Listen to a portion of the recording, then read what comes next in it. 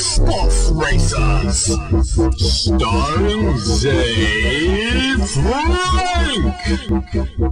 That makes me sound important, like I'm a celebrity. I'm trying to be sheepish. Let's take another stab at this college thing. Why? Adam, a soon-to-be college student, wrote me and told me that yesterday's show was discouraging. Adam, it sounds like you need advice, and I always say, who better to take it from? Look, that asshole baby has candy. Who better to take it from? Who better to take it from? For you, Adam of the email, I will attempt this. But I will kill two birds with one stone. Stupid birds. It turns out Pansy Faust of the Forum needs help picking a major. Choosing a major is kind of like deciding on what city to live in. You have a whole range of cities to choose from. Some of them you might not have heard of, like French Gulch or Ronkonkoma. Some of the big cities you'll recognize. You might have even memorized the skyline and imagined yourself being kissed on top of the tallest building. You know the names of the famous streets and might have a postcard or two from the biggest tourist attractions. But you don't choose to live in a city based on the skyline or tourist attractions. Very few people live in those places. Now, your professors live in those cities, and they're going to tell you what they think is important if you plan on living there. But remember, they're just a few of the many people that make it their home, and each person's take will be unique. One may come from an important family that's lived in that city for generations. She'll show you all the old buildings and museums and make you memorize the names of the people who laid the first bricks. Another may have arrived years ago, young and broke. He may have lived in a crappy neighborhood for more than a decade and caught several venereal diseases before he found his place. He'll bring you back to that neighborhood and tell you to breathe it in. He'll take you to some dive bars and introduce you to some shady characters who urinate on old buildings and museums.